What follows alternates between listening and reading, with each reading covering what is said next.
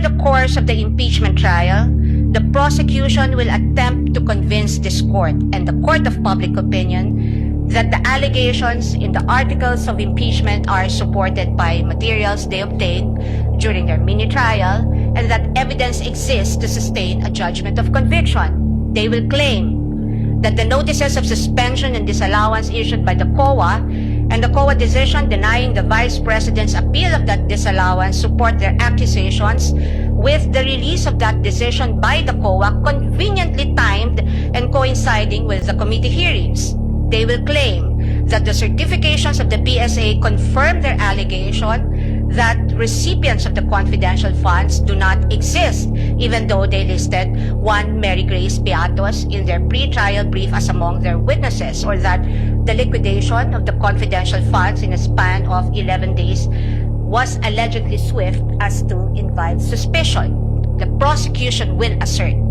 that the supposed NBI findings of similar signatures across a number of acknowledgement receipts submitted to the COA are supportive of their conclusion that the disbursements of the confidential funds were irregular. What the prosecution avoided informing the public so far are these: that it was the then Secretary of the Department of Budget and Management, Amena Pangandaman, who issued a memorandum for the President through Executive Secretary Lucas Bersamin on October 18, 2022,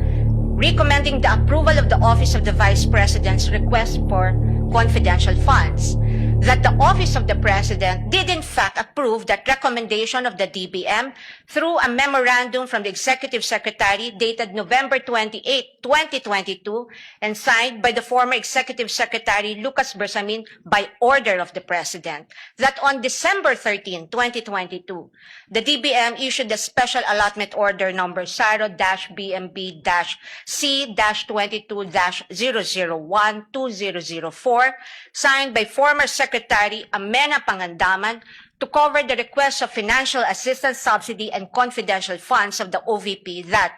notwithstanding the impending end of the fiscal year, the confidential funds were nonetheless released to the OVP on December 20, 2022 under this documented approval process. That the COA decision is far from being final, that there is a pending motion for reconsideration of that decision, that, assuming arguendo, the COA denies that MR today, or while this trial is ongoing, as could plausibly happen under the circumstances, the respondent accused still has legal remedies available under the law and rules and can file a petition to question the validity of any forthcoming resolution of the COA on the MR under Rule 64 via petition for certiorari under Rule 65 of the Rules of Court, and more importantly, that nothing